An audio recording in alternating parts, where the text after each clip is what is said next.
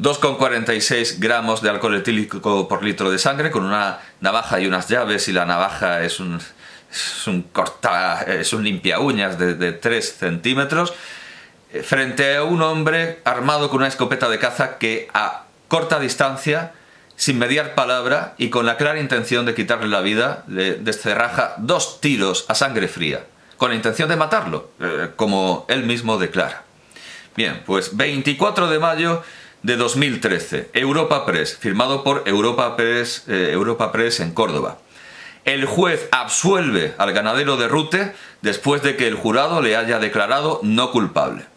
Como hay que convencer a la población de que los jurados funcionan, los jurados son la llegada de la democracia y del pueblo a la justicia, hay que darle otro tono al artículo. En el cuerpo de la noticia leemos esto. A principios de verano del año 2010, el acusado, conocido en la localidad de Rute, es decir, era de aquí, era uno de los nuestros, debido a problemas matrimoniales, pobrecillo, tenemos que sentir compasión por él, se trasladó a vivir solo a su explotación ganadera en el paraje del Pinar del citado municipio, según recoge la calificación provisional del Ministerio Público, que detalla que sobre las 21 horas del día 27 de noviembre de 2010, el procesado se encontraba en el interior de la finca cuando oyó el ladrido de los perros y el alboroto de las cabras de su propiedad, momento en el que cogió su escopeta de caza, la cargó con 2 cartuchos y se dirigió a la sala de ordeño. Una vez allí se asomó a la ventana y vio en el corral descubierto que da a dicha sala a un ciudadano marroquí de 36 años de edad, el cual había entrado en su propiedad, probablemente saltando la valla que circunda la finca y supuestamente para sustraer algún animal, no quedando acreditado que fuera acompañado de más personas, según la fiscal, a pesar de que él decía que había visto 3 hombres, que estaba muy asustado porque había visto a 3 personas.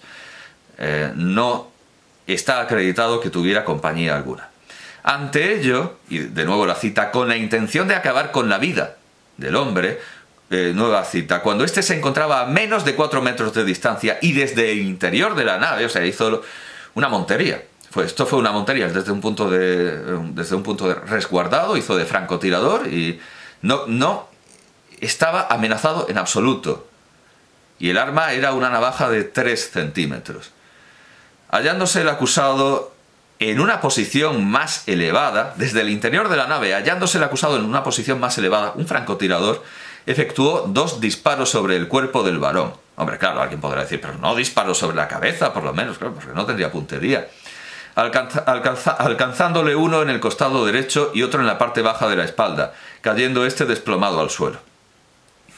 Según el relato de la fiscal, ahora es la fiscal, antes decían el fiscal, el acusado, antes de dar aviso de lo ocurrido, se agarró al marco de la ventana, desde la que había efectuado los disparos, llegando a romper el marco y el cristal de dicha ventana, que cayeron al suelo, para seguidamente colocar debajo de la citada ventana unos cascotes de hormigón rotos, todo ello para simular que había sido víctima de un ataque. Vamos, yo creo que esto es alevosía, pero vamos, yo no soy jurista. Tras lo sucedido, y desde luego es dolo, pero bueno, yo no soy jurista y desde luego no voy a meterme con la sentencia de la audiencia de Córdoba, ¿no? Lejos de mí discutir a la justicia española, que no es en absoluto racista, ni... Por favor, es muy, muy respetable. Tras lo sucedido, ya sobre las 21:20 horas, el procesado llamó por teléfono para contar lo acaecido a la policía local. Seguidamente llamó a su hermano y más tarde a la Guardia Civil. Cuando el procesado llamó a la policía local de Rute, porque le parecía pues como una cosa de cabras, relacionada con las cabras y no con el Código Penal y no con la Policía Nacional ni con la Guardia Civil, no pidió entregarse, no, le parecía algo, bueno, que estaba plenamente justificado por el ejercicio de sus derechos. Viene alguien, pues le pega 2 tiros a sangre fría desde un punto elevado, y eso es perfectamente aceptable y perfectamente normal. Cuando el procesado llamó a la policía local de Rute, cogió el teléfono un agente que conocía al acusado por ser del pueblo. ¡Hombre, qué pasa! Conocía al acusado por ser del pueblo, a quien le dijo que le había pegado a 2 tiros, a uno, Y luego dijo que eran 3. Le había pegado a 1 o 2 tiros y que no sabía si lo había matado y que él estaba encerrado en la nave cabreriza. O sea, pega un tiro a un tío y lo deja desangrándose. Lo dejó desangrándose. Al llegar los agentes a la explotación comprobaron que la misma estaba, o sea, la explotación estaba cerrada con un candado, pero que se abría tirando del mismo. Hombre, que no está encerrado. Hombre, el candado está por fuera. No, que el acusado sí es cierto, que se encerró en algo que en realidad no estaba encerrado, porque se abría por fuera. Bueno, en fin, otro ejercicio de brillantez por parte de este campesino, agricultor, labriego, dueño de finca o lo que fuera. Accedieron a su interior hasta que llegaron a la altura de las naves, instante en el que llamaron a gritos al acusado, quien abrió la puerta de la nave en la que estaba encerrado y salió portando en sus manos la escopeta con la que momentos antes había disparado al ciudadano marroquí. Posteriormente, los agentes, haciendo uso de linternas y tras saltar una valla metálica de unos 80 centímetros de altura, accedieron al corral, en cuyo suelo se encontraba tirado el hombre que, cita de la policía, no les respondía ni se movía. Por lo que un agente dio aviso a los servicios sanitarios y al médico forense, que confirmó el fallecimiento del hombre. Mientras, agentes de la Guardia Civil detuvieron al acusado, quien el 29 de noviembre de 2010, 2 días después, quedó en libertad provisional. Hombre, si a este lo conocemos, si este es del pueblo, no hay que ensañarse, no hay que hacer sangre, hombre. En el momento de los hechos, la víctima tenía en una mano una pequeña navaja abierta, y aquí se callan lo de que tenía 3 centímetros de hoja, que eso no es ni un corta uñas, y llevaba oculta, ni la navaja que tiene un corta uñas para limpiarse las uñas, y llevaba oculta entre la manga del jersey un cartón de vino de 1 litro casi vacío, arrojando un resultado positivo de 2,46 gramos de alcohol por litro en sangre. Y días antes de su muerte violenta, de ese desgraciado accidente, agrega el fiscal, se trasladó con un conocido a Rute, donde pasó varias noches en una cochera y solía ser visto, a veces bebido, cita textual, en el parque de dicha localidad en la que suelen reunirse los ciudadanos marroquíes que buscan trabajo. Bien, me gustaría volver un poco atrás en el tiempo y dar otra noticia también redactada por Europa Press, en este caso Europa Press Oviedo, el 21 de diciembre de 2008, del año 2008, y el titular es: un juez condena a un hombre a pagar 4.800 euros por matar un jabalí en un lazo de acero que había colocado. La noticia empieza así: el juzgado de lo penal, y este hombre llamó a la policía local porque pensaba que era una cosa de corrales y de cabras y que eso no tenía más. El juzgado de lo penal número 4 de Oviedo ha condenado a un hombre, JLAP, al pago de una multa de 4.800 euros y el abono de 300 euros a la Sociedad de Cazadores Socoa La Llanisca por dar muerte con una escopeta a una hembra de jabalí que se encontraba atrapada en un lazo de acero que previamente había colocado el acusado. Es decir, matar a un jabalí, bueno, en este caso una jabalina, más propiamente, matar a una jabalina, 5.000, o sea, eso es 1.000.000 de pesetas.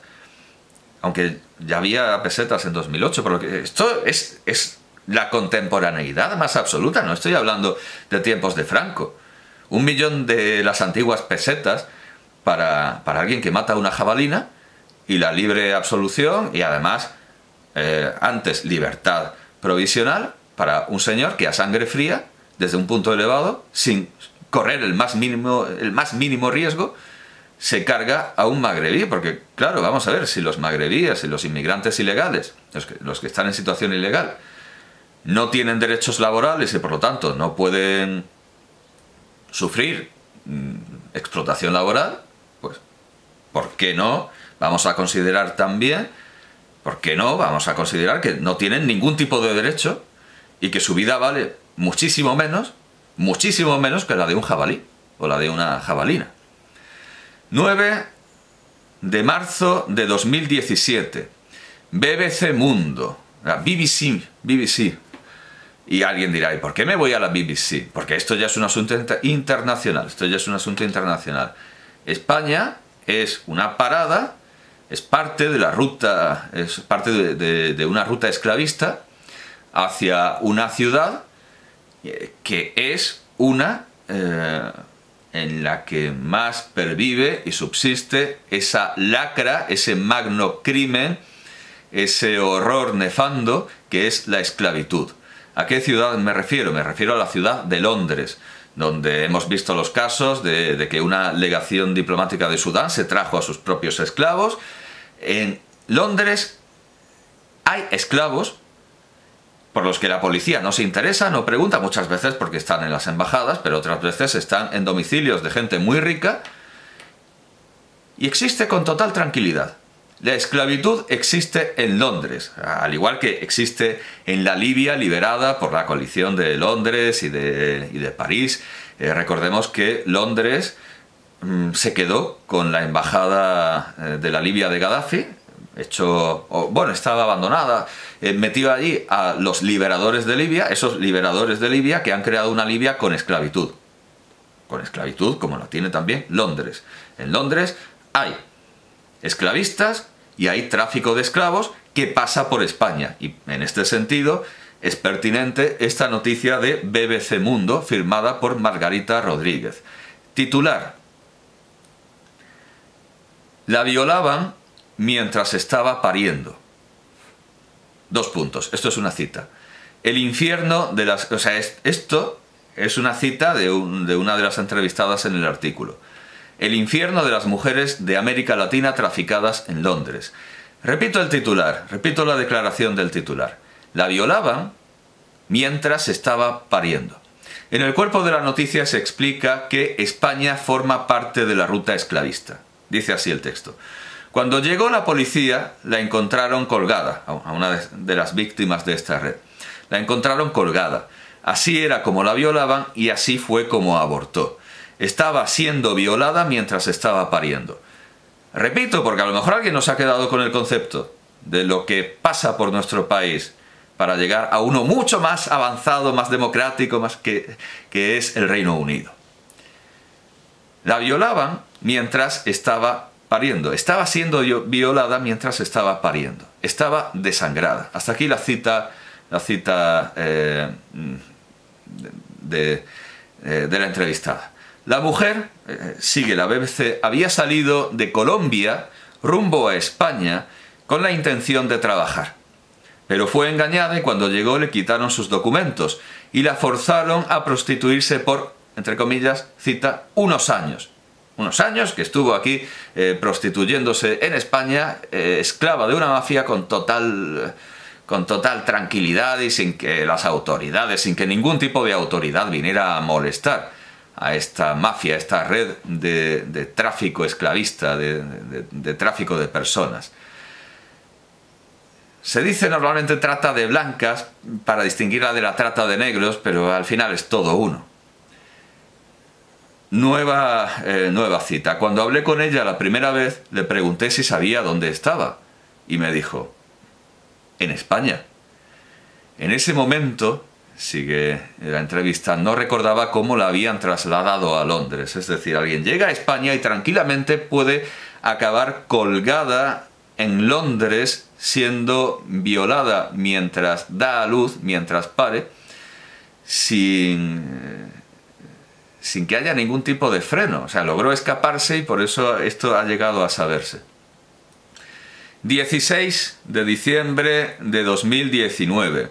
El País, firmado por Ginés Donaire. Titular. El titular es: detenido en Jaén tras abandonar en un centro de salud el cadáver de un inmigrante que trabajaba en su finca.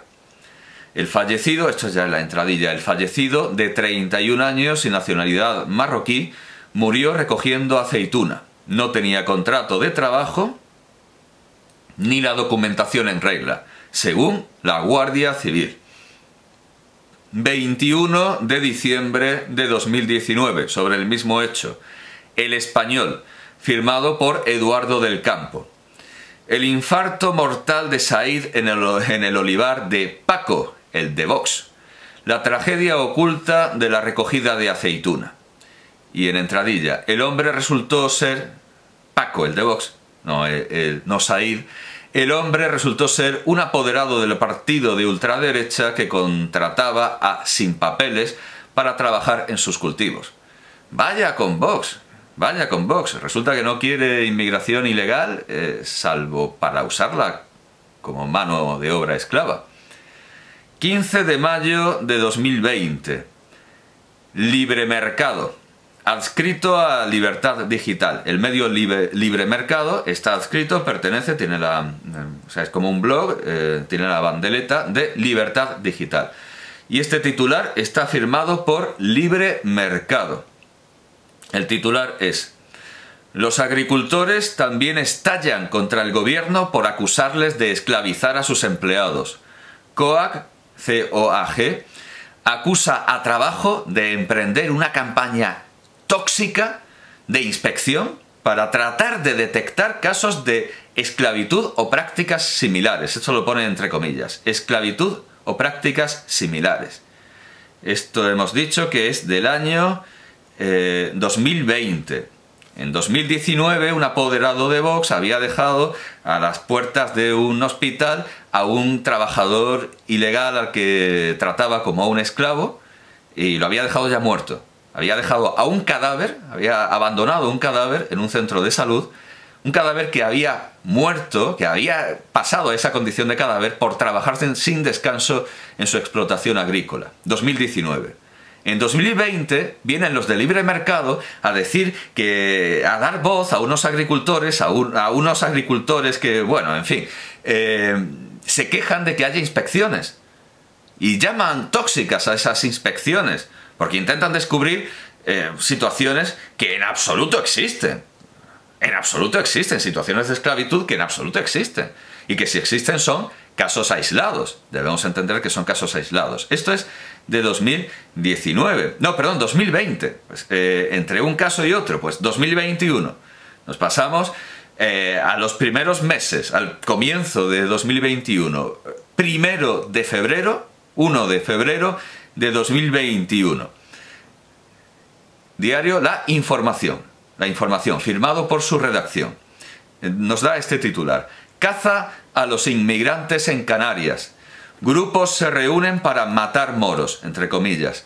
En varios, o sea, cita textual, porque es lo que dicen esos grupos de WhatsApp. En varios grupos de mensajería para móviles circularon hace 2 semanas numerosos mensajes escritos y de audio de contenidos amenazantes. Hay una errata. Hay muchas erratas. Llamamientos a organizarse en grupos armados para perseguirlos. Y alguien dirá: pero hombre, esto es una bromilla, esto es una broma, esto de organizarse para matar moros es una broma. 27 de marzo de 2021, 20 minutos, firmado por la agencia EFE. Detenido por disparar a un inmigrante con una carabina de aire comprimido en Ceuta, en el cuerpo de la noticia. A través de las redes sociales se hizo viral un vídeo en el cual se escuchaba a dos jóvenes disparando con una carabina de aire comprimido con mira telescópica a un joven inmigrante. Tras el disparo y al verle tendido en el suelo por las lesiones, el presunto agresor se mofó de él. Vamos, esto del presunto agresor es una obligación periodística, pero vamos, si vemos que en el vídeo se ve a alguien que le pega un tiro y luego se mofa de él, no es el presunto agresor. Presunto será el individuo identificado por la policía, que identificó a uno al que se le atribuye el hecho, pero en el vídeo el agresor y el que se mofa es la misma persona, no hay presunción ahí. 6 de octubre de 2021. El correo, firmado por las iniciales JML, dado en Ciudad Real. El siguiente titular: condenado por contratar, entre comillas, a un inmigrante a cambio de cerveza y tabaco. Entradilla: el empleado trabajaba en un melonar que también vigilaba desde una cabaña sin agua ni luz. En el cuerpo de la noticia. Durante el juicio, el agricultor afirmó que había tratado a su trabajador, cita textual, como si fuera mi hijo, y que había sido procesado, nueva cita textual, por ser bueno. 4 de octubre de 2021. El País, firmado por Juan Navarro, dado en Valladolid. 3 detenidos en Valladolid por esclavizar a migrantes en la vendimia. Los trabajadores eran explotados en jornadas de hasta 16 horas sin apenas salario. 21 de octubre, ¿estamos ya en octubre? Sí, parece ser que sí, ¿cómo pasa el tiempo? No, un segundo, 9... No, perdón, de septiembre. Entonces, antes que he dicho... No, sí, octubre y esto es septiembre. 21 de septiembre de 2022. Es decir, sí, estoy viendo la fecha del ordenador. Hoy. Hoy. Del año de gracia de nuestro Señor de 2022. En el día de hoy. En el día de hoy. El periódico. Firmado por Vanessa Lozano, Madrid. Villacarrillo, Jaén. El amigo del temporero, o sea, el titular es este, Villacarrillo, Jaén. El amigo del temporero que denunció su desaparición. 2 puntos, cita textual. Creemos que el patrón ha matado a nuestro hermano. Y ahora, entradilla, después de esta cita textual. La UCO inspecciona con georradar una casa de Ginés Vicente y también un pozo en busca de Ibrahima, que desapareció tras discutir con su jefe. El empresario fue condenado por explotar a otro inmigrante al que se perdió el rastro en 2013 tras reclamarle un sueldo digno. Creo que queda más que demostrado que a día de hoy, y literalmente hoy, sigue existiendo no solo la España negra, sino también la España negrera. Todo a la vez. La España negra ha devenido, se ha convertido España negrera.